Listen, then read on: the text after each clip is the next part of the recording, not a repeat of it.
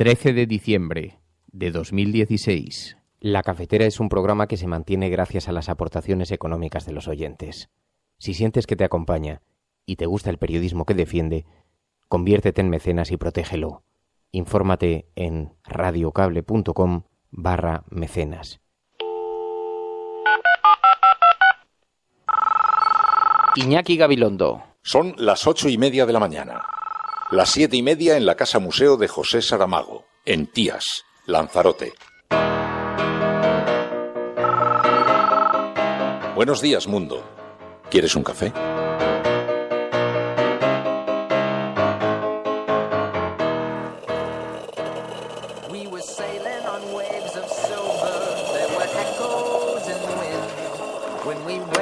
Sails to capture them, the ship was lifted up and then it was sank.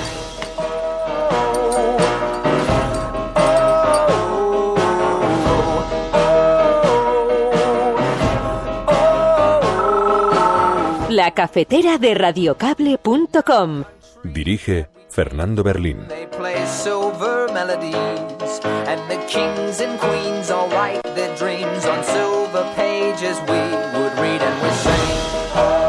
No me animo. A mí me gustaría primavera, primero porque es una estación del año que está muy bien, y a mí me gustaría en primavera, pero veremos, en todo caso será en enero que sabremos con más precisión qué calendario propone la Comisión Gestora, pero si fuera en primavera estaría muy bien. ¿Está contento con la Comisión Gestora, con la presidencia de la Comisión Gestora, con Javier Fernández? Vamos a ver, contento. Yo tengo una buena relación con él. Él es muy consciente de estar encabezando una etapa muy difícil del Partido Socialista y haciéndolo desde esa provisionalidad muy dura, y yo creo que hace cuanto puede. Puedo decir que sobre el Pacto de Ciudadanos es un pacto de gobierno. No estamos hablando de un pacto que vincule el funcionamiento interno de los partidos. Nosotros tenemos establecido que la apertura de juicio oral es el punto procesal en el cual un cargo público debe hacerse a un lado. Nadie duda que el camino lo hemos hecho y lo vamos a seguir haciendo juntos, y por tanto la discusión es qué rumbo vamos a emprender, es cómo vamos a ser un instrumento mejor para que con nosotros una buena parte de la gente que se ha sentido defraudada sienta que sigue teniendo un instrumento para recuperar la soberanía popular. Por supuesto, cuando te dirigen una carta así, cuando te la dirige un amigo y cuando te la dirige tu secretario general, contestas. Lo que pasa es que creo que tenemos que tener cuidado de que la discusión no se convierta en una discusión privada entre dos dirigentes, porque creo que nuestros adversarios van a querer encerrar a Podemos a hablar sobre sí mismo, y a un Podemos que se mire mucho el ombligo. Creo que es bueno que el gobierno esté también físicamente allí.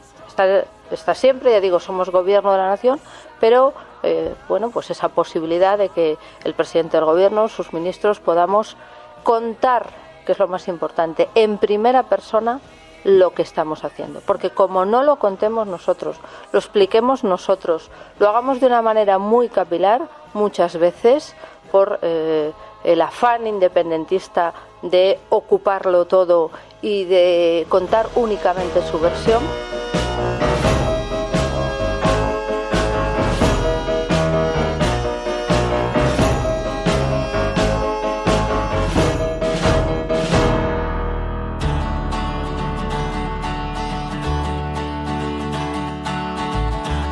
Tu colaboración es importante. Ayúdanos retuiteando la dirección de este programa. Hagamos que se nos oiga. Hagamos que se nos conozca. Radiocable.com.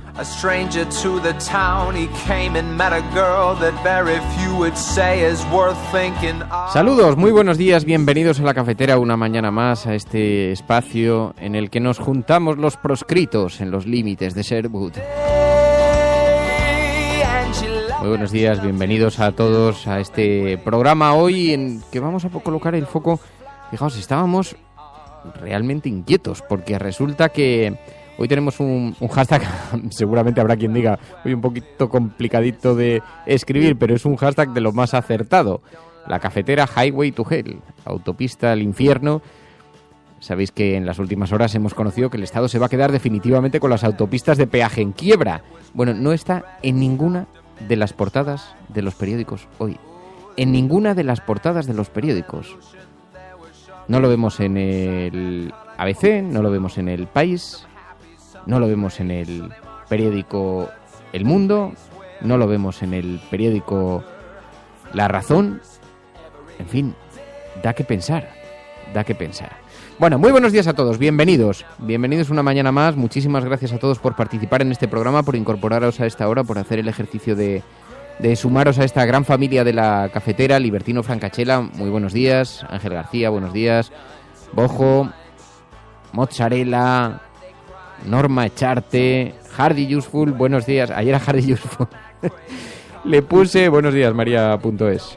Muy buenos días. Sabes que ayer cuando estaba trabajando por la tarde en el estudio me dio un momento de inspiración y como estaba con el teléfono con el WhatsApp vi que estaba por allí el teléfono de Hardy Useful y le envié a su WhatsApp el jingle de Tennessee. No.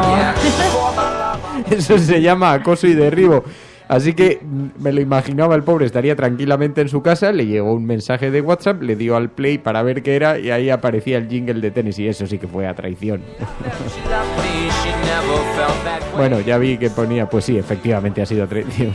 Bueno, muy buenos días, muchísimas gracias de verdad a todos por participar en este programa, un saludo muy especial a quienes se incorporan al mismo desde otros países, a nuestros expatriados, aquellas personas que tuvieron que salir de España un día en busca de nuevas oportunidades, siempre mirando hacia adelante, siempre mirando hacia el futuro, dejando atrás tantas y tantas cosas, a su familia, a sus amigos, a sus seres queridos, como Yasmina, tu hermana. ¿Qué tal está tu hermana, por cierto? Pues bien, ya queda muy poquito para que venga en Navidades. Dile que estoy, bueno, te lo digo a ti, Yasmina, estoy muy ofendido porque cuando estuviste por Madrid no quisiste venir al programa. Sí, mira, vas a estar bastante obligada. Y te buscaste una excusa así de vaya, no, un lío, es que la Junta de la Trócola, pero la próxima vez no te libras. Así que nos gustaría mucho que vinieras y que, oye, hemos estado tantos meses saludándote sin que nos contestes, que en algún momento tendrás que contestar.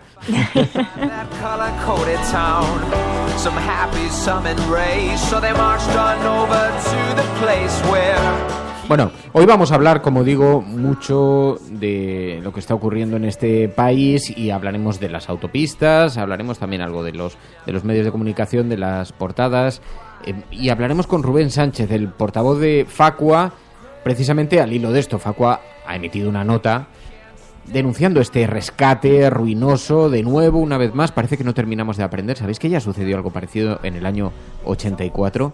Paradójicamente, una vez que se sanearon las cuentas, se actualizaron las infraestructuras en el año 2003 y se ofrecieron en concesión otra vez cuando las autopistas volvían a dar beneficios. Bueno, es la historia de nunca acabar, siempre igual, siempre nos sucede lo mismo. Así que algo vamos a reflexionar en torno a este asunto ahora en unos segundos con Rubén. Pero antes, dejadme que dé las gracias especialmente hoy en el programa, porque no lo hice ayer y se han acumulado un montón de amigos mecenas que se han incorporado a lo largo de este fin de semana. Fuensanta, Felipe, Diego, Marco Antonio, Jorge, José Carlos, Rosario, Raquel, Adolfo, María Lourdes. Son nuestros nuevos mecenas que hacen posible que este programa salga adelante. Muchísimas gracias de verdad, de corazón, por vuestra confianza. Estás escuchando La Cafetera. Si lo estás haciendo, no estás sola.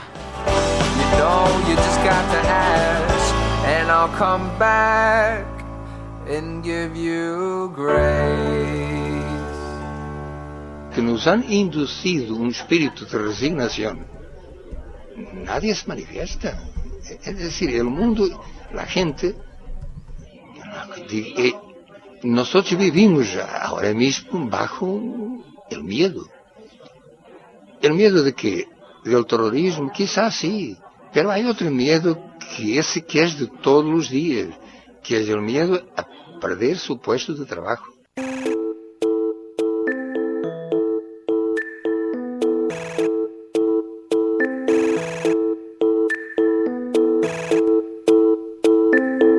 Tu colaboración es importante.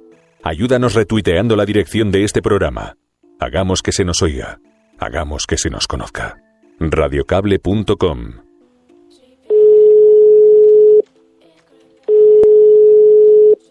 Sí. Rubén. ¿Qué pasa, Fernando? Radiocable.com. Rubén Sánchez, muy buenos días. Hola, ¿qué tal? Muy buenas.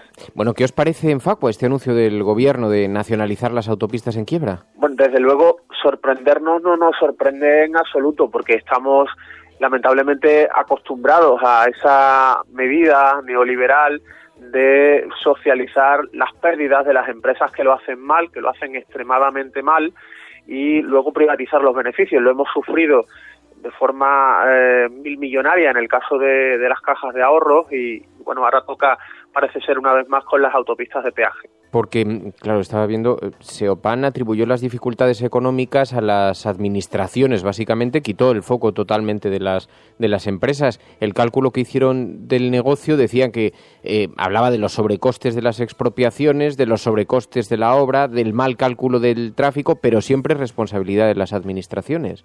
Sí, evidentemente la culpa no es de los empresarios nunca, ellos no son capaces de reconocer, evidentemente, con un cinismo extremo, que no han sabido gestionar las autopistas, y parece que este tipo de cuestiones les tienen que salir gratis y tenemos que ser los ciudadanos al final los que acabemos pagando cantidades que, bueno, podrían llegar a rondar los 5.000 millones de euros. Se habla de entre 3.000 y pico, 5.000 millones que supondría al erario público el rescate, y el gobierno, el ministro de Fomento, lanza el mensaje de una forma así tan alegre, como si no pasara nada, como si 5.000 millones de euros más no supusieran, bueno, pues un gravísimo problema para los ciudadanos. Y lo que nos parece además absolutamente aberrante y escandaloso es que mientras el gobierno está evitando, por ejemplo, aprobar medidas que prohíban cortes de luz a familias sin recursos económicos, pues sí asume que se van a nacionalizar las autopistas de peaje. ¿Cuánto supondría paralizar los cortes de luz? Pues una medida que posiblemente no le va a gustar a las eléctricas porque les va a recortar un poquito, un ápice, los beneficios, pero en cambio esta otra actuación desde luego va a ser muy perjudicial para las arcas públicas y parece que aquí no hay que pensárselo tanto, que el gobierno no tiene tantos problemas para tomar este tipo de decisiones. Sí, luego hablabas del ministro, la propia forma en la que lo enunció, en la que anunció que se iba a producir esta operación, decía: las autopistas revertirán al Estado y el Estado decidirá cómo gestionarlas, como si estuviéramos recuperando un goloso caramelo. Sí, bueno, volvemos al concepto de siempre en el Partido Popular, esa neolengua en la que se maquilla lo que realmente ocurre para trasladar al ciudadano que no tiene ninguna importancia y que esto no supone un coste, simplemente que vamos a rescatar, vamos a recuperar lo que era nuestro y aquí no ha pasado nada. Es una lamentable tomadura de pelo. Es cierto que esto llevaba mucho tiempo esperándose, la situación de las autopistas en quiebra, bueno, pues se veía que no tenía solución. Llevamos ya muchísimos meses expectantes a ver qué va a ocurrir, pero desde luego tenemos que recordar una vez más cómo las promesas de los responsables del Partido Popular son una cosa y la realidad es otra. Hace tiempo, hace relativamente poco tiempo, la entonces ministra de Fomento, hoy presidenta del Congreso, Ana Pastor, decía claramente que todo esto iba a costar al ciudadano 0 euros, y 0 euros que al final tiene un margen de error de nada menos que 5.000 millones. Sí, he visto que habías tuiteado este fragmento de la hemeroteca. Todo lo contrario, a los españoles le cuesta 0 euros. Conclusión, a los españoles no les va a costar nada 0 euros. Solventar el problema de las autopistas. Eso es. Pues con ese titular nos quedamos. ¿Qué opción cabría si no es la nacionalización? Bueno, nosotros entendemos que está claro que al final hay que nacionalizar. Las empresas no se pueden quedar con algo que es totalmente infame, pero en cualquier caso una cosa es nacionalizar a un coste y otra cosa es nacionalizar a otro coste. ¿Quién mide? ¿Quién tasa eso? ¿Sobre la base de qué elementos?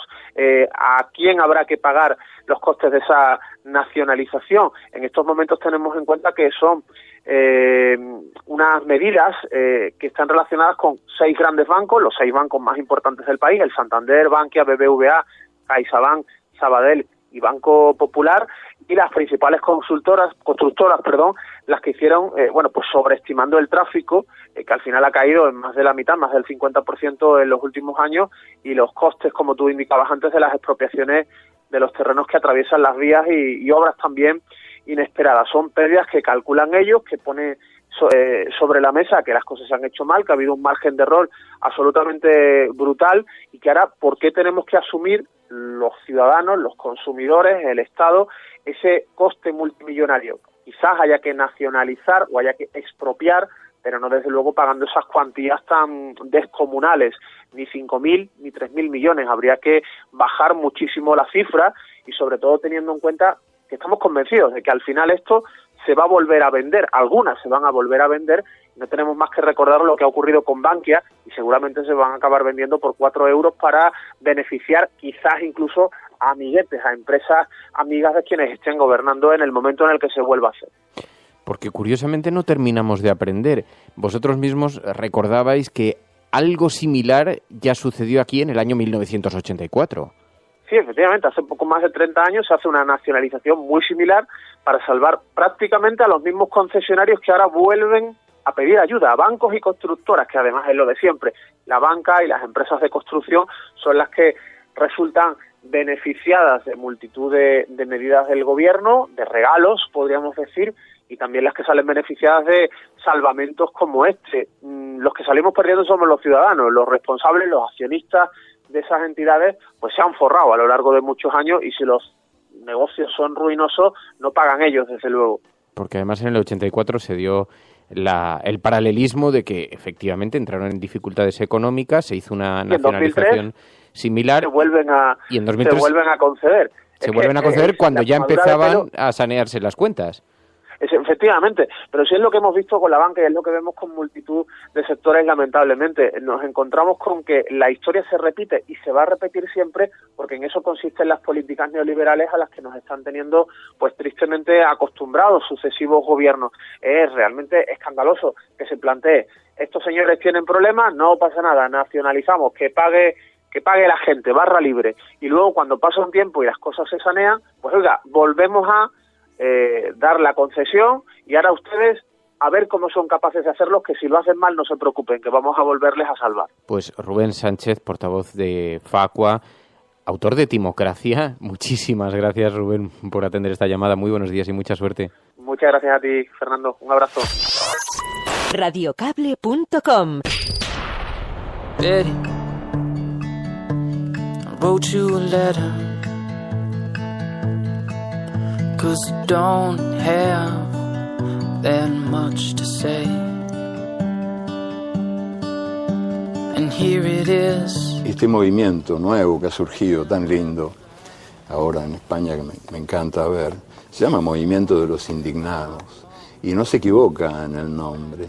El mundo está dividido entre los indignos y los indignados.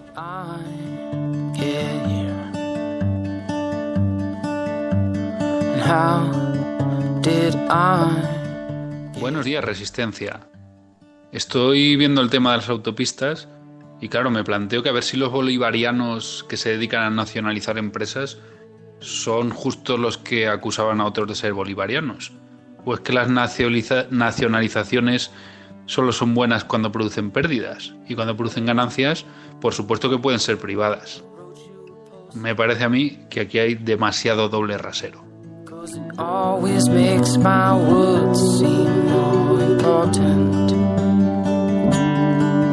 Buenos días, Fernando, María. He estado escuchando la entrevista de Rubén y la verdad es que, bueno, pues ha faltado decir algo. Y es que después de pagar esos 5.000 millones entre todos los ciudadanos, también nos tocará pagar para poder circular por esas carreteras. En fin, esto es para estudiarlo. Pues efectivamente, en ninguna portada de periódico aparece una noticia de semejante relevancia que afecta además a grandes compañías constructoras, entidades financieras. Un anuncio que hizo ayer el ministro de Fomento, Íñigo de la Serna, dijo que se está intentando negociar con los bancos un acuerdo que facilite las cosas, pero que es difícil porque muchas entidades han vendido la deuda, así que además empezamos una batalla de ingeniería legal y financiera compleja para el Estado, pero lo que sí que parece a todas luces es que el Estado se va a quedar definitivamente con esas autopistas de peaje en quiebra, que Fomento ve muy difícil ese acuerdo con los bancos acreedores para rescatar las infraestructuras y que la nacionalización puede costar más de 5.000 millones. Solamente encontraremos información sobre esto en páginas interiores en los medios de comunicación. Ayer lo dijo Íñigo de la Serna en los desayunos de Televisión Española. Y la cuestión es que está en que todavía no existe una valoración oficial del importe que puede suponer la nacionalización de esto, pero es verdad que la patronal de las grandes constructoras, Seopan, lo había cifrado en el 2015 en 5.500 millones. Yo he estado intentando informarme un poco cuáles eran los argumentos, las razones de Seopan, por qué pensaban que debía ser responsabilidad, más allá de que haya un interés evidente comercial en coger la pasta, pero cuáles eran las razones por las que pensaban que la responsabilidad debía ser de las administraciones públicas. Y entonces he encontrado un texto que escribió Taguas cuando estaba en Seopan, en el que explicaba las razones por las que pensaban, por las que argumentaban que el Estado había cometido los principales errores en la gestión, que era lo que le preguntaba a Rubén, ¿no? Las razones que argumentaban. Y decía, en primer lugar, se hicieron expropiaciones muy por encima de lo previsto. Decía que, bueno, todo nace, sabéis, en el año 2000, que la Administración decide resolver los problemas de congestión en algunas vías de circunvalación y entonces, bueno, se ponen de acuerdo para buscar una fórmula, ¿no? Pero el coste de las expropiaciones que fue previsto inicialmente, que era de 152 millones, las diferentes administraciones terminaron elevándolo, creció de forma vertiginosa hasta llegar a la cifra de 1.500 millones de euros. 10 veces superior a la cifra que estaba inicialmente prevista. Porque tenían que adoptar suelo rústico o no urbanizable, valoraciones similares a las del suelo urbanizable. Bueno, las decisiones las fueron tomando unos jurados de expropiación forzosa. Esto terminó en los tribunales superiores de justicia, en el Tribunal Supremo, y entonces decía Seopan, no las empresas, sino la propia administración y su incapacidad para la gestión de estos terrenos. Hombre, es un argumento un poco cogido por los pelos, porque en todo caso sería que inicialmente ese debiera ser, porque si las decisiones las tomaron los tribunales superiores de justicia, debía ser que ese, a lo mejor lo que se hizo fue un mal cálculo inicial, ¿no?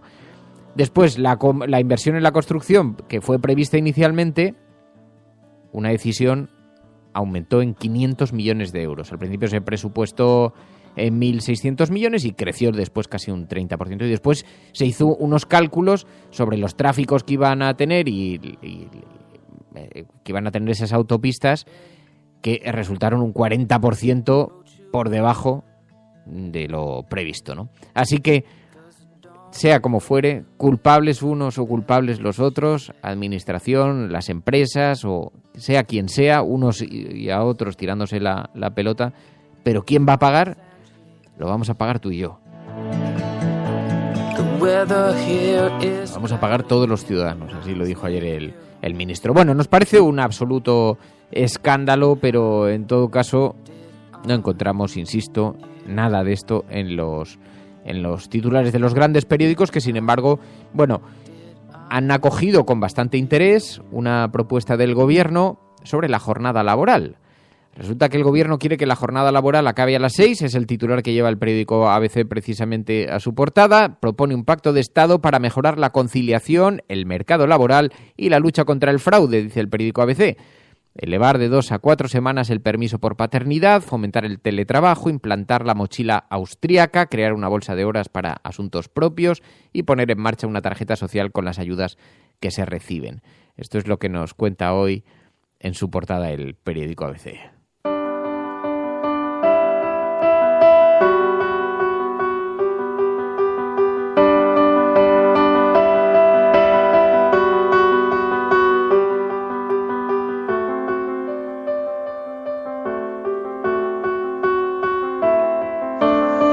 Resistencia. Escuchando a Rubén me surge una duda, a ver si me la podéis solucionar. Se supone que cuando se nacionaliza una empresa sana y con ganancias es de República Bananera, y cuando se nacionalizan las pérdidas es de estar en una democracia sana. Me lo expliquen, por favor. Gracias, buen día.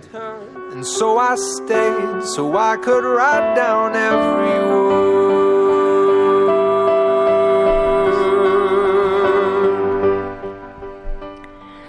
El problema de todo esto no es tanto lo que nos va a costar, que también, sino la incoherencia y cómo nos lo van a explicar, ¿no? Como decía Rubén, cómo nos van a explicar que no hay dinero y que es populista pensar en rescatar a personas y que al menos nadie se quede sin luz, que eso es populismo, pero no lo es rescatar bancos o rescatar carreteras. Eso es, en definitiva, populismo. Bueno, es lo que decía Manu ahora en este mensaje en el WhatsApp, claro, de República Bananera.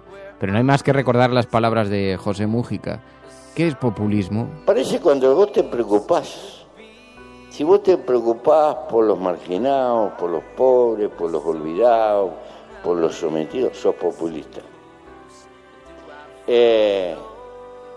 Naturalmente. Si te preocupás de tener una fiscalidad casi exenta, que no le cobre al capital nada y que permita la acumulación de la riqueza, sos un gobierno serio.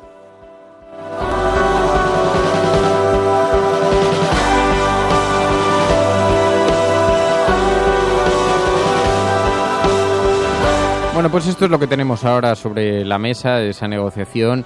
Y ojo que la estimación de 5.500 millones la hizo Seopan hace casi 2 años y está por ver que se mantenga. Veremos a ver después de la negociación en qué queda esto, ¿no? Pero, en fin, efectivamente, pues veremos a ver. Lo que está claro es que cuando las empresas, las grandes compañías dan pérdidas, con el fantasma del empleo que se puede perder, terminan convenciendo al Estado para que se haga cargo de la endeble situación de las compañías, ¿no? Lo cual, en fin, no es más que una socialización, como decía antes Rubén, una socialización de las pérdidas, pero desde luego así cualquiera mantiene el liberalismo, las cuentas del Estado. Buenos días, cafeteros. El asunto este de las autovías no es la primera vez que pasa, hay muchas otras que están en la misma situación. Y el esquema es el mismo. No sabemos hacer los cálculos, unas veces es por suelo expropiado, otras veces es porque el número de coches que se preveían no es el que después finalmente es, el que luego garantiza los ingresos. Y yo me pregunto, vale, esta gente hace mal los cálculos, de acuerdo, son muy torpes, son de una gran constructora, una empresa monstruosamente grande, pero no saben hacer cálculos. Luego encima tienen las narices de echarle la culpa a los juzgados, que no fallan a su favor según sus presupuestos erróneos y mal cogidos. A ver si lo que va a pasar es que se saben rescatados de antemano. A ver si esta gente lo que pretende es cerrar el trato de la obra, porque esa obra se tiene que hacer, por lo que sea, pero esa obra se tiene que hacer. ¿Y la administración qué? No revisa unas cuentas en las que, si sabemos que tradicionalmente meten la pata, comillas como puños, ¿no revisamos eso? Por cierto, la noticia saltó ayer a la hora del sorteo de la Champions. No, pues ahí tienes parte de la explicación, estaba todo el mundo muy distraído, pero...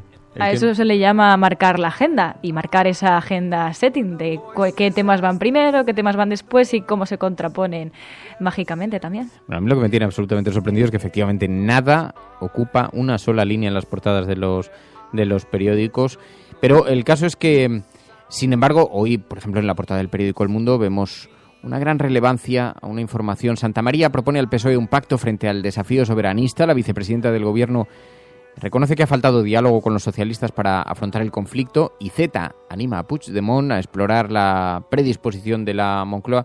Y ayer escuchamos a Soraya Sáez de Santa María insistiendo en que es bueno estar en Cataluña, decía Soraya. Creo que es bueno que el Gobierno esté también físicamente allí. Está siempre, ya digo, somos Gobierno de la Nación, pero bueno, pues esa posibilidad de que el presidente del Gobierno, sus ministros, podamos contar, que es lo más importante, en primera persona lo que estamos haciendo. Porque como no lo contemos nosotros, lo expliquemos nosotros, lo hagamos de una manera muy capilar, muchas veces, por el afán independentista de ocuparlo todo y de contar únicamente su versión. Decía, terminarán haciéndolo desde el independentismo. De todas formas, que no sé si la estrategia de Soraya Sáez de Santa María pasa por meter el dedo en el ojo cada vez que intenta aproximar aproximar posiciones, no sé si va a ser muy eficaz. Bueno, el caso es que también escuchamos a Miquel Iceta, pero lo escuchamos refiriéndose especialmente, sobre todo, a la crisis interna derivada de la situación del Partido Socialista, y le hemos visto pegar un giro en las últimas semanas, la forma en la que ha moderado su discurso, limando asperezas. Miquel Iceta. No me animo. A mí me gustaría primavera, primero porque es una estación del año que está muy bien, y a mí me gustaría en primavera, pero veremos, en todo caso será en enero que sabremos con más precisión qué calendario propone la comisión gestora, pero si fuera en primavera estaría muy bien. ¿Está contento con la comisión gestora, con la presidencia de la comisión gestora, con Javier Fernández? Vamos a ver, contento. Yo tengo una buena relación con él. Él es muy consciente de estar encabezando una etapa muy difícil del Partido Socialista y haciéndolo desde esa provisionalidad muy dura, y yo creo que hace cuanto puede, ¿no?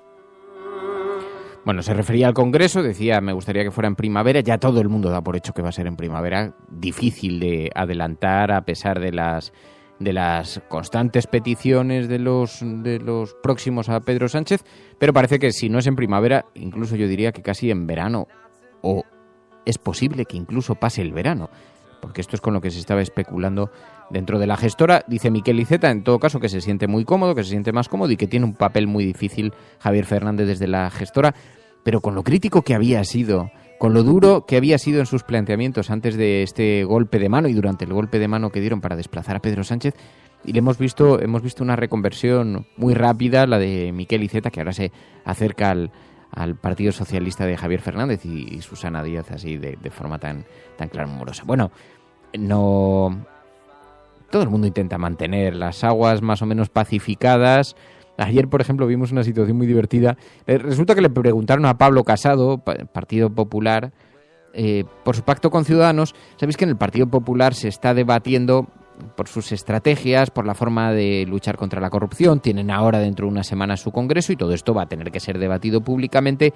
Así que, bueno, los medios de comunicación, cada vez que hay una rueda de prensa, pues terminan preguntando sobre este tema. Y entonces le preguntaron si el Partido Popular iba a aplicar dentro de su propio partido el pacto que han firmado sobre corrupción con Ciudadanos. Y entonces Pablo Casado tuvo que estar haciendo verdaderos equilibrios para no ofender a Ciudadanos, pero para decir que de aplicar el pacto con Ciudadanos dentro de su organización, de eso ni media. Puedo decir que sobre el pacto de Ciudadanos es un pacto de gobierno.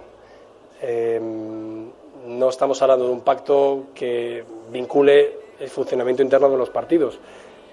Nosotros tenemos establecido que la apertura de juicio oral es el punto procesal en el cual un cargo público debe hacerse a un lado.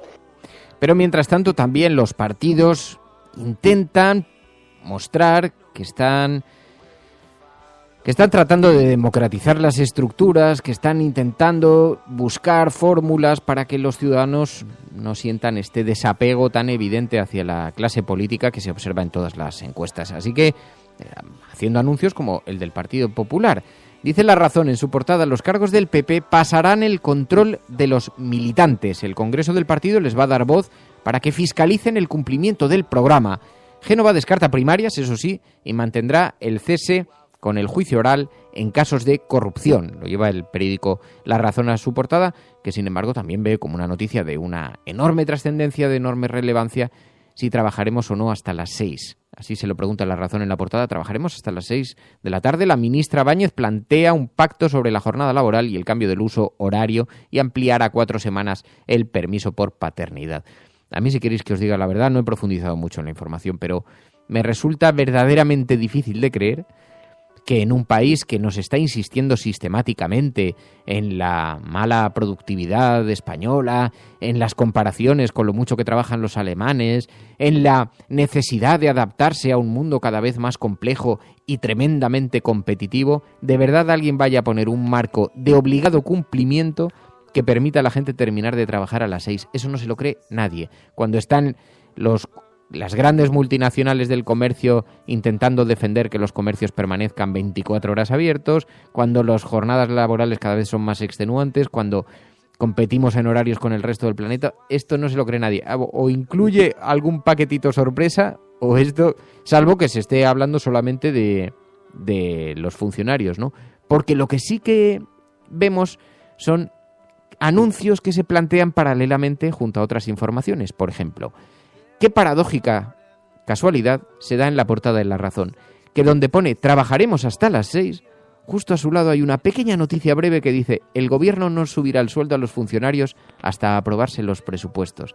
Es decir, utilizando medidas de presión, pero a la vez diciendo, bueno, pero también estamos pensando en la posibilidad, porque además todo el mundo lo plantea en términos de duda, nadie lo da por hecho, que a lo mejor solamente vamos a trabajar hasta las 6. Bueno, está por ver.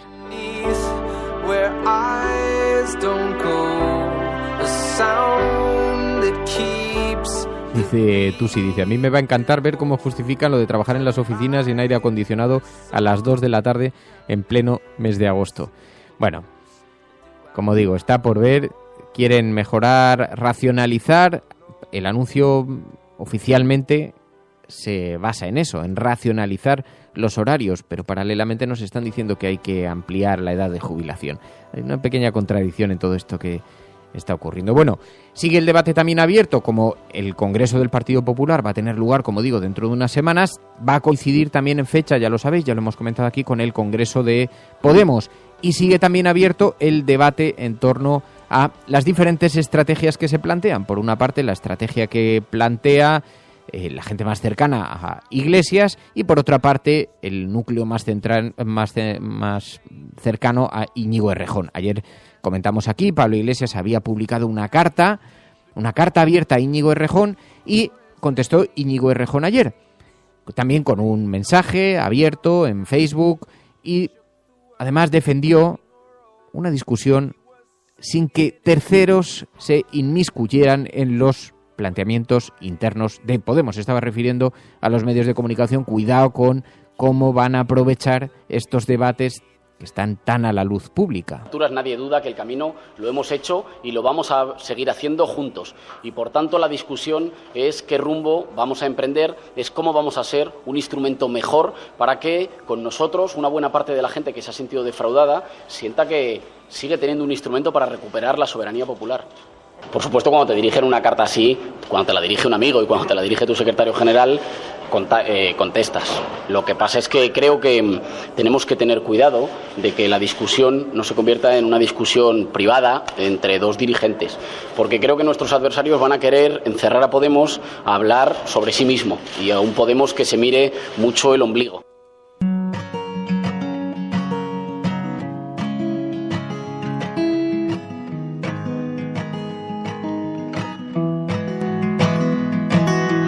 Too much wine for Thursday night. It's only 6 o'clock. Bueno, por cierto, ayer, aunque esta noticia no tiene mucho impacto en las portadas, pero ayer se produjo la primera conversación entre Donald Trump y Mariano Rajoy, una conversación telefónica, duró en torno a los 20 minutos, creo, y Mariano Rajoy y Donald Trump mantuvieron esta conversación en la que trataron asuntos, dice hoy, por ejemplo, el periódico El Mundo en su portada, como asuntos como el Brexit o la amenaza del terrorismo yihadista. La verdad es que los ciudadanos tenemos una enorme curiosidad. En esto envidiamos la transparencia muchas veces de los gobiernos extranjeros, entre ellos el norteamericano, que publica prácticamente con pelos y señales, si no la transcripción, pero prácticamente de las conversaciones, cuáles han sido las materias precisas que se han tratado, porque no deja de ser el representante de los españoles, ¿no?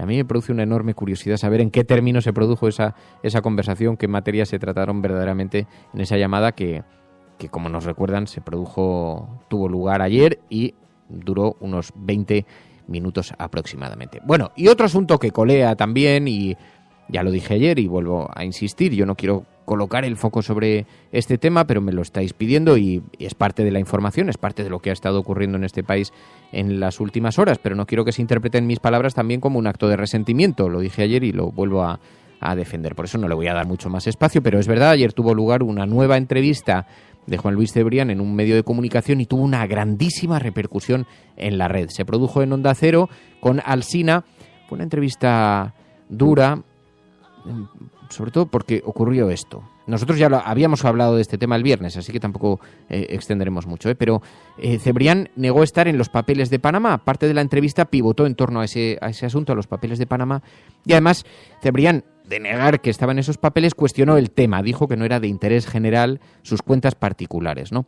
Alsina contestó diciendo que se había convertido en interés general cuando el Grupo Prisa lo había convertido en demanda y que además había una cierta contradicción porque El País había contado cosas similares de otros empresarios también de la comunicación, y citó a Rouras, por ejemplo, ¿no? Bueno, estos son los argumentos de ambas partes. Pero sea como fuere, lo que escuchamos ayer fue a un Juan Luis Cebrián muy desconocido. Le escuchamos principalmente muy incómodo. Diferencia desde el punto de vista periodístico. La diferencia es que no estoy en los papeles de Panamá y La Sexta y El Confidencial insisten en que estoy, en vez de reconocer que se han equivocado o que han mentido. Yo lo que he leído en El Confidencial y en La Sexta es que está su exmujer, no usted. Bueno, no sé si está mi mujer, yo no estoy. Ni directa ni indirectamente. ¿Qué diferencia hay entre que El Confidencial diga que la exmujer de Cebrián está en los papeles de Panamá o que el diario El País publique que entre los papeles de Panamá está la esposa de Arias Cañete? Si Arias Cañete tampoco está en los papeles de Panamá. Yo lo ignoro porque yo no he publicado eso. Pero vuelvo a decir, yo nunca he estado en los papeles de Panamá. Nunca, porque no puedo estar. Y vuelvo a decir, me parece verdaderamente miserable y estúpido por parte de los periodistas de La Sexta y del Confidencial que sigan con este tema que es una pura invención. Bueno, Cebrián se expresó en esos términos y imaginaos, la polémica inmediatamente saltó a las redes sociales, ha habido muchas reacciones, pero claro, nos llamaba la atención porque es verdad, algunas de las cosas que se reprochaba es que se colocase el foco sobre Cebrián, pero es que el propio periódico El País también publicó la fotografía, por ejemplo, de Putin con una noticia que decía: una amplia filtración de datos sobre cuentas opacas apunta a Putin. Y en realidad lo que apuntaba era a conexiones de personalidades relacionadas, amigos de Putin, relacionados con los papeles de Panamá, no del propio Putin, que tampoco figuraba en los papeles. Entonces esa contradicción, esa suerte de contradicciones, se las estuvo planteando Alsina durante la entrevista, para gran enfado de Juan Luis Cebrián. La entrevista llegó a un momento de tal tensión que escuchamos situaciones nunca imaginadas en Juan Luis Cebrián, como esta. Yo digo que no he venido aquí a hablar de esto. Tampoco he venido a confesar mis pecados, ni a someterme a un debate psiquiátrico, a una sesión de terapia psiquiátrica. He venido a hacer una entrevista sobre mis memorias como periodista. Eso es lo que he venido. Ni siquiera he pedido esta entrevista, la ha pedido la editorial. La editorial no es que pida una entrevista, ofrece una entrevista. Muy bien. Con Juan Luis Cebrián. Y hasta ahí llega el ofrecimiento. Quiero decir que no hay un ofrecimiento que diga es una entrevista con Juan Luis Cebrián para hablar solo de lo que contiene el libro. Es una entrevista con Juan Luis Cebrián y como tal así la acepto yo. Me puede preguntar usted cuántas veces me he masturbado, pero no voy a contestar tampoco sobre eso. Y no sé si es del interés público. Eso sí que estoy seguro de que no es del interés público. Pues tampoco es del interés público, salvo que yo haya cometido algún delito o que haya cometido alguna irregularidad, como es mi patrimonio personal, las herencias y donaciones que recibo. Precisamente mañana voy a firmar otra donación familiar. ¿Quiere que se la cuente? Si usted lo desea. Yo no. Parece que es usted el que está interesado en conocer mi declaración de Hacienda. Bueno, momentos de muchísima tensión ayer durante esa entrevista, y como tuvo tanta repercusión y como fue objeto de tantas reacciones después en las redes sociales, en la vida periodística de este país, y provocó tanta sorpresa y me lo habéis pedido, pues esto es el resumen básico de lo que ocurrió ayer en esa entrevista en Onda Cero. Estás escuchando La Cafetera.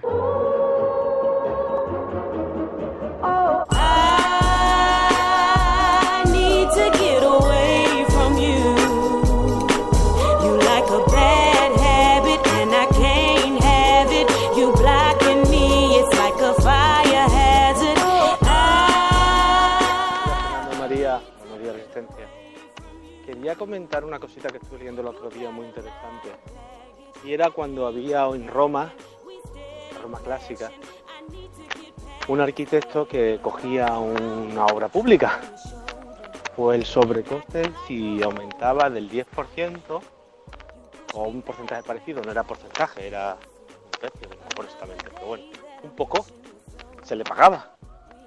Pero si subía de ahí, lo tenía que afrontar completamente el arquitecto. I used to think everything was okay, but now I see that we ain't on the same page. Buenos días, Fernando. Buenos días, María. Bernardo, desde Granada.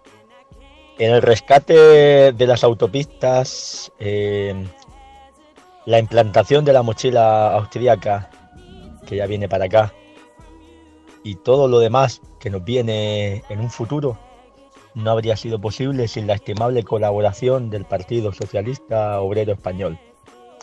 Ahí lo dejo. Para todo lo demás, Mastercard. Buenos días, Resistencia.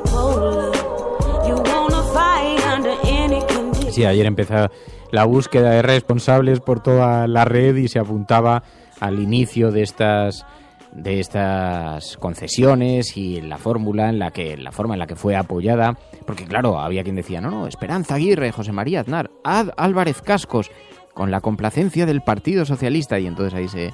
Pero en fin, más allá de eso, lo que parece bastante evidente es que vamos a terminar siendo todos los ciudadanos los que paguemos las consecuencias, los platos rotos de unas autopistas que, por otra parte, se sabía perfectamente, porque es que no había que ser muy hábil para darse cuenta de que día tras día estaban vacías, nadie cogía las autopistas de peaje, ya existían comunicaciones bastante buenas y parecía más tratarse de una gran operación de especulación en un momento inmobiliario desbordante que en realidad de cubrir una necesidad que tuvieran los ciudadanos, ¿no? Pero en fin, estás escuchando La Cafetera, esto es la agenda setting, pero también hay una agenda paralela, la agenda que vosotros proponéis, las noticias que enviáis a través de ese hashtag, La Cafetera, Highway to Hell, almohadilla, La Cafetera, Highway to Hell. Cuando nosotros decimos que vamos a bajar los impuestos todavía más que ahora, tenemos credibilidad. Hemos hecho historia. El cielo no se toma por consenso, el cielo se toma por asalto. Bienvenidos a igualdad de oportunidades en la confrontación electoral venezolana entre una Hemos hecho historia, hemos hecho presencia. Yo creo en la democracia y por tanto yo creo que el partido... No eres instructora, no hombre, no, es que no tienes ni idea. El enemigo es Daesh, el terrorismo yihadista, lo que sí. La Cafetera de radiocable.com. Buenos días, cafetera. Parece... Hola, Fernando. Referente a lo que has comentado sobre votantes... Totalmente de acuerdo con lo que ha dicho María por lo que respecta al referéndum. Mucha gente que se sincera empieza a decir que es la única salida al problema territorial. Que toda esta retórica de guerra acaba otorgando factualmente... Que conozco votantes de Izquierda Unida que estarían dispuestos a votar. Tu colaboración es importante. Ayúdanos retuiteando la dirección de este programa. Hagamos que se nos oiga. Hagamos que se nos conozca. Radiocable.com. Bueno, pues esas son los sonidos que indican que es el espacio del tiempo de poner la mirada en otro lugar, en noticias sobre las que queréis que nos fijemos, María. Sí, bueno, de hecho hoy se podría decir que ha sido un programa también, no tanto de la agenda setting, porque en las portadas, por ejemplo, no aparecía nada sobre lo que hemos hablado de las autopistas. Pero bueno, empezamos con una última hora que nos la ha enviado Maimouna Penda y nos ha enviado una sucesión de tweets de la CUP en la que iba documentando lo que ha pasado. Lo que ha ocurrido es que ellos iban en un autobús y finalmente lo ha retenido la policía y ha detenido, como explica La Vanguardia, a los otros dos investigados por quemar fotos del rey en la diada. Se llaman Nora Miralles y Roger Santacana. Viajaban en un autobús junto a simpatizantes de la CUP para protestar frente a la Audiencia General. Y como cuenta este medio, la Policía Nacional ha retenido esta mañana el autobús donde viajaban estas dos personas que faltaban por detener por el supuesto delito de injurias contra la corona. Ambos estaban citados a declarar ante la Audiencia Nacional por el episodio en la Diada donde se quemaron y destrozaron fotos del rey. Tanto Miralles como Roger son miembros de la CUP y estaban viajando a Madrid en una expedición de los cuperos así lo menciona La Vanguardia, para concentrarse en protesta por las 5 detenciones. Tras 2 horas de identificaciones, la policía los ha detenido y los ha trasladado a la comisaría. Diego Arranz nos lleva a un pueblo de Toledo, y es que resulta que una alcaldesa del PP en el Ayuntamiento de la Puebla de Montalbán impone jornadas de trabajo de 58 horas semanales a 7 mujeres. Comisiones Obreras lo ha denunciado al equipo del gobierno del Ayuntamiento de la Puebla de Montalbán ante la Inspección de Trabajo por la vulneración de derechos que sufren estas trabajadoras municipales. Y sobre la gestión que hablábamos también de las autopistas, también vamos a hablar sobre la gestión de la sanidad pública. Y Marta Ibiza nos dice que 1 de cada 3 trabajadores de la sanidad pública es precario.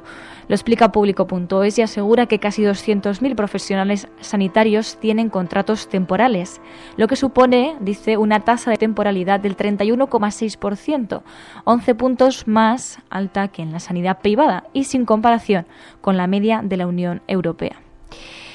Y ya que nos acercamos en épocas navideñas y en todo esto de los regalos de Navidad, David Expatriado nos dice: hay un repunte en las campañas de juguetes sexistas. Dice: ¿cuándo aprenderemos? Y envía una noticia del diario.es que dice que se acerca la campaña navideña, efectivamente, y comienza un nuevo periodo de campañas publicitarias sexistas dirigidas a los menores. Aunque las cosas han cambiado algo, ha habido un repunte de las campañas sexistas y esto es muy peligroso. Así lo ha explicado Isabel Tajahuerce, investigadora de la Universidad Complutense. Muchos niños tienen intereses específicos que no tienen por qué seguir un patrón determinado, y así lo aseguraba la psicóloga Brenda Todd. Y para finalizar, Ángel Trianero 74 nos habla del drama que no cesa. La agencia EFE informó este pasado 11 de diciembre de que se habían recuperado 6 cadáveres y rescataron a 1.164 personas en el mar. La agencia EFE explicaba que la Guardia Costera Italiana informó, como digo, el 11 de diciembre de que habían coordinado la recuperación de 6 cadáveres y el rescate de 1.164 personas en el mar cuando se encontraban en diversas barcazas a la deriva con la intención de alcanzar la soñada Europa.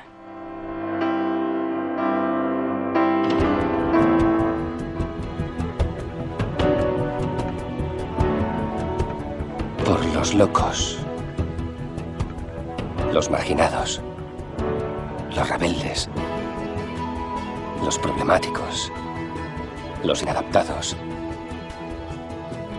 los que ven las cosas de una manera distinta, a los que no les gustan las reglas y a los que no respetan el status quo.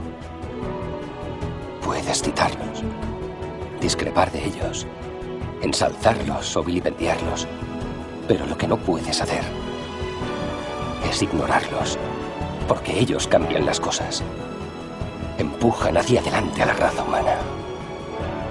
Y aunque algunos puedan considerarlos locos, nosotros vemos en ellos a genios. Porque las personas que están lo bastante locas como para creer que pueden cambiar el mundo son las que lo logran.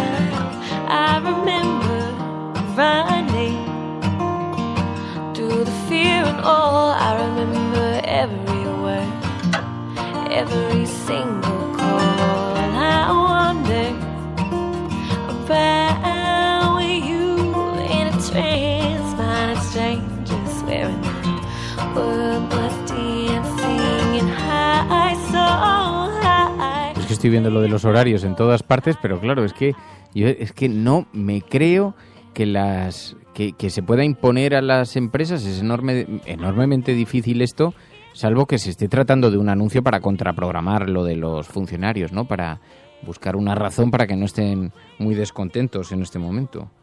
Pero además no solo eso, Fernando. El asunto es cómo van a conseguir que todas las empresas cierren a las 6. ¿Qué van a hacer? ¿Van a mandar un inspector a cada empresa? Es inaplicable. ¿Qué le van a hacer? ¿Les van a dar deducciones para que las utilicen y luego hagan lo que quieran?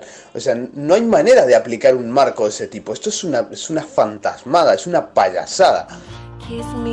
La cuestión es por qué se hace el anuncio, ¿no? Porque no solamente es en la economía del libre mercado, que defienden ellos precisamente, ¿cómo vas a imponer a las empresas unos horarios? Primero, los horarios comerciales son técnicamente imposibles, porque no vas a hacer que cierren las tiendas hasta las 6 de la tarde. Así que habrá excepciones, evidentemente. ¿Qué es trabajar? ¿Trabajar en las oficinas hasta las 6 de la tarde? ¿O no pagar a partir de las 6 de la tarde?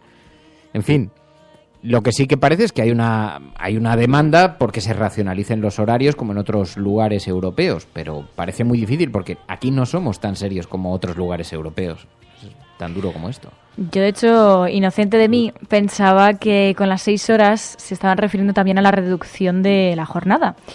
Por esto de que siempre dicen que en España trabajamos más horas, pero generalmente somos menos productivos que el resto de Europa. Y yo pensaba, bueno, pues si salimos a las 6 a lo mejor pues se reduce un poco la jornada y nos volvemos más productivos, pero no, parece que no. Bueno, hoy en Público.es, dice Público.es, Susana Díaz evita pedir la dimisión a su ex consejero imputado, como hizo con Chávez y Griñán.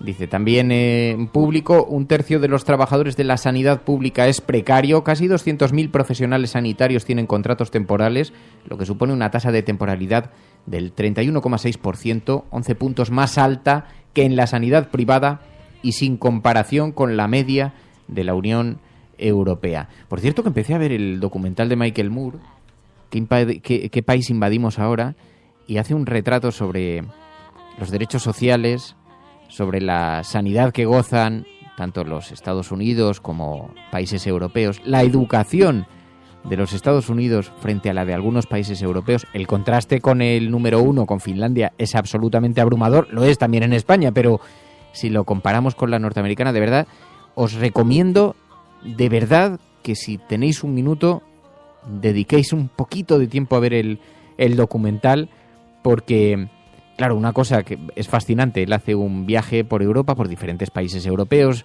visita Italia y entonces pregunta, por ejemplo, en los derechos laborales adquiridos de algunos trabajadores de algunas fábricas en la industria textil, etcétera, etcétera, ¿no? Las vacaciones pagadas, descubre conceptos que en la sociedad norteamericana están absolutamente proscritos, ¿no? Por ejemplo, tener unos días de vacaciones que la empresa te paga, o por ejemplo, tener el permiso de maternidad, paternidad, que la empresa te paga íntegramente y además bastante prolongados en el tiempo.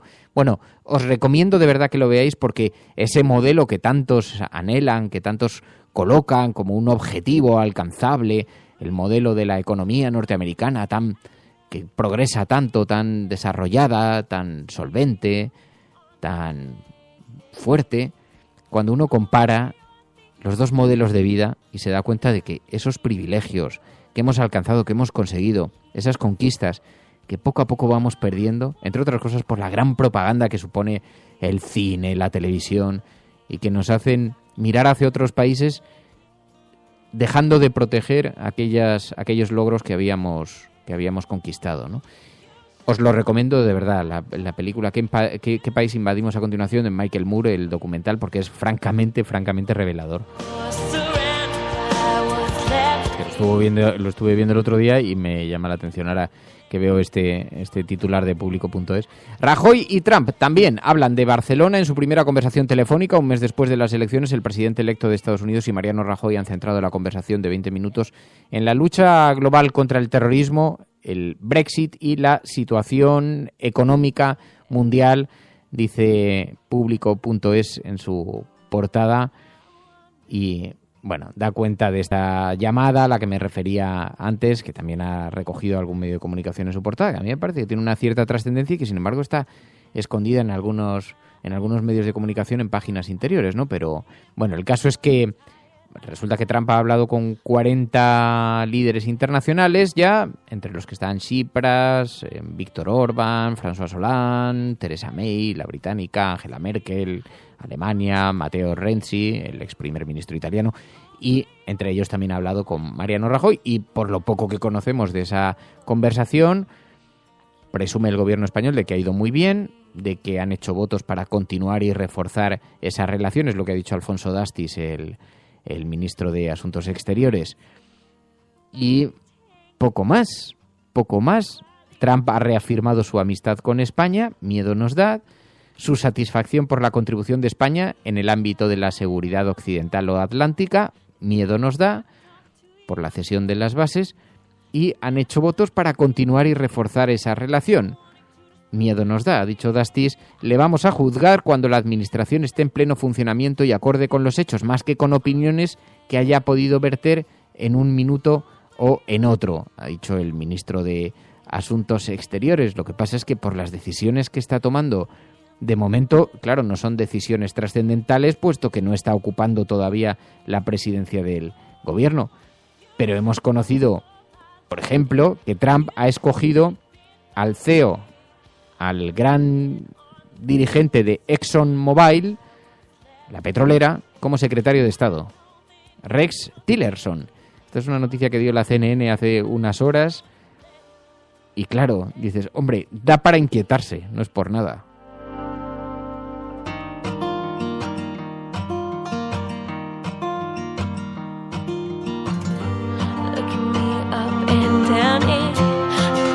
Infolibre dice, el gobierno maniobra para evitar que el Congreso apoye derogar la reforma laboral. El PP quiere evitar este martes la imagen de un partido y un ejecutivo derrotados por su minoría parlamentaria y ofrecen crear otra subcomisión donde se pueda mejorar esta ley. También la Iglesia hace negocio con aparcamientos en Almería sin pagar el IBI. La diócesis arrienda 2 parkings a una empresa que los gestiona. El obispado, que invoca el estatus fiscal que le da el acuerdo entre el Estado y la Santa Sede, no aclara la cuantía del alquiler. Y también los partidarios de Sánchez le piden que aclare ya si optará a liderar el Partido Socialista. En el diario.es, el PP busca el apoyo de Ciudadanos en el Congreso para impedir la subida de las pensiones y también Iglesias y Errejón intentan rebajar la tensión en la semana que definirá Vistalegre 2. Y luego en lamarea.com os recomiendo hoy un texto porque las Naciones Unidas están decidiendo esta semana sobre el futuro de los robots asesinos. Están produciendo debates muy intensos y tienen a José Bautista allí en lamarea.com. Dice, al igual que sucedió con las armas láser, la comunidad internacional va a acordar si regula, prohíbe o pospone su posición acerca de estos dispositivos militares capaces de matar sin supervisión humana. Los robots asesinos, que son un asunto del que se habla muy poquito, pero ya existe tecnología militar y de hecho hay una fotografía en la portada de lamarea.com que podéis ver, tecnología militar que permite de forma autónoma a máquinas decidir si termina con la vida de seres humanos, y Naciones Unidas se va a tener que pronunciar en este sentido, lo cual, como siempre que se abre una información de estas que nos plantea tantos retos, tantos dilemas éticos, morales, tecnológicos, de desarrollo sobre el futuro, merecen una reflexión, ¿no? Es uno de estos temas que a mí me gustan tanto.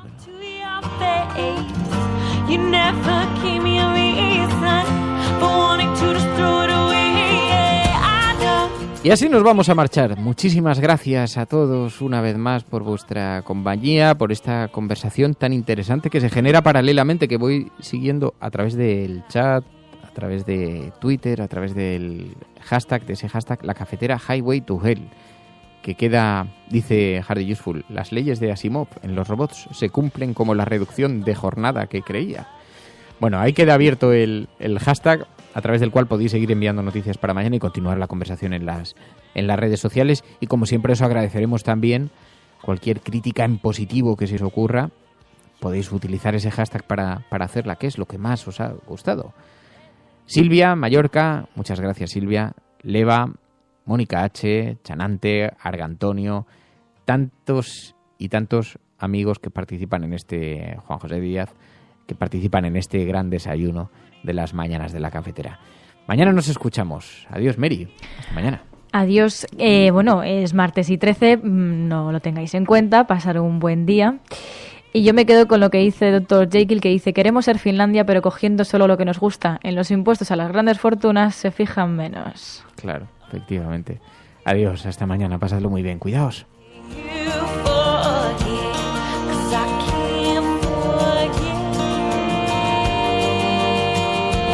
La Cafetera es un programa que se mantiene gracias a las aportaciones económicas de los oyentes.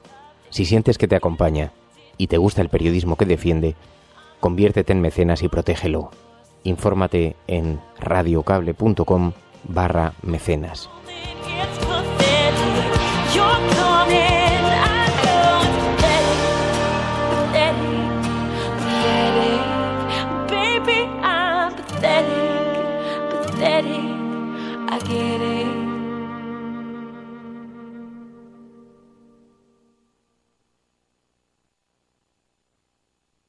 Esta guerra se acaba esta noche.